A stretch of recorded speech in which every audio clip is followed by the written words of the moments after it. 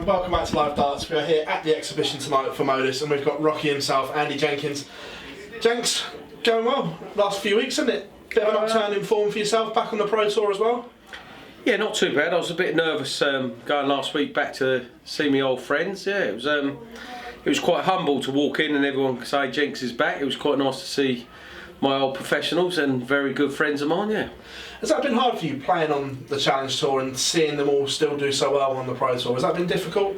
I wouldn't say hard, but you know what I mean? It's been nice to be able to relax a bit more and go on holiday a bit more with the missus and that. But yeah, it hurts because I've always loved darts and I always want to be back where the best dart players are playing. So, you know, and hopefully next year, if I can pull my finger out the last Challenge Tour, then I will be back for the whole year and many more years till I pack it in. Do you still think your game is good enough to compete at that level?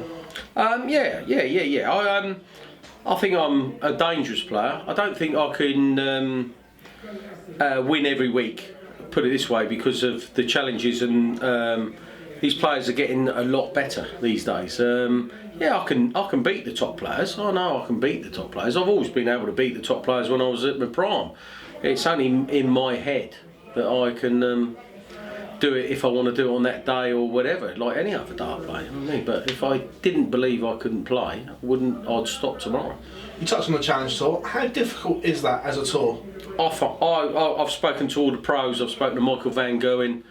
I find it very hard, and them boys on that Challenge Tour deserve a medal. I think it's wrong.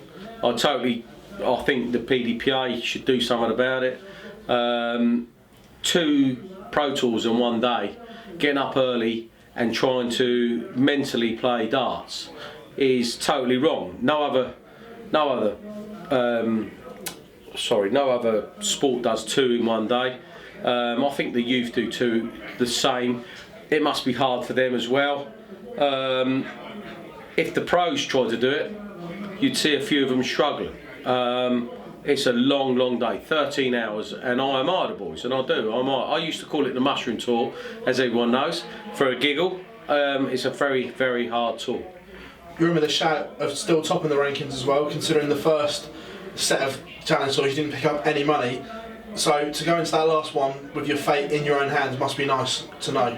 Yeah, of course it is. There's a couple of good players like Cameron's on top, Steve, there's a few. But if you have a good weekend, it depends on the draw.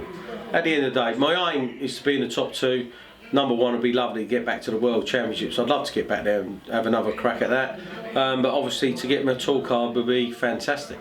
Worst case scenario, if you don't finish in the top 2, are you going to go back to Q School again in January and try again? Oh yeah, I'll go to Q School. Yeah, my friends will go there. I'll go to Q School. And like you said, last year at Q School I didn't do very well, but it depends on the draw. And I totally agree, it's all on the draw and on that day. I think the PDPA, exactly the same, should bring things in because there is lesser dart players out there and there's good dart players out there. And if them 2 lesser dart players play each other, they're getting points where 2 good dart players are not. And they need to look at something that establish us all good. Almost maybe seed it or something like that, or like in golf, after 2 days there's a cut-off when you've even got X amount of points, you then don't participate, maybe something along those lines? Yeah, I totally agree with that. Yeah, for a few years I've always said that the Pro Tour should be number 1 seed should play number 128, because then the Challenge Tour players that come into the Pro Tour play the number 1 seed. You know, you could have 2 Challenge Tour players playing in the first round and then 2 Pro Tours playing in the first round. That's wrong. That should never happen, because you've deserved to be on the Pro Tour. Why should they play each other? And 2 Challenge Tour players get an easier draw, and that's wrong. We know you've dabbled in soft tip as well, doing rather well at it. Has that helped your still tip game as well? Yeah, because it's been more relaxing. Obviously, my friend Adrian Gray's in Taiwan this weekend, where I should be. Yeah, it's been very good. It's different. It's a level header. It's a hard game, but it's been enjoyable. Yeah, it's been very enjoyable. It's more relaxed, and you're not intense to try and win all the time. So. Will we see soft tip take off in Europe like it has in Asia, do you think? No, I don't think it will. I think it'll get better with the likes of Jimmy Parr and the lads that are doing a great job with iDarts. They're doing an absolutely fantastic job, but the English will not pay money to play darts when you've got a board on the side for no money. It is a good game, and they are trying, and hopefully it will get better. It will get better, but it won't be as good as Asian, though. We saw Phil Taylor hint at a possible comeback in the week on social media. Now, I know you go back a long way with Phil. Would you like to see him come back, or is his time's done now and it's time to move on, do you think? I think Phil will come back. I've always said that he will come back, and knowing Phil, whatever he says he will do. But obviously he did say if he's good enough, well, we all know he's good enough. He still plays on our sort of circuit on the exhibitions, and he smashes a few players up, so he can still mix it with the best on his day. But it's if Phil can handle losing as much as what everyone else can, because he cannot lose normally.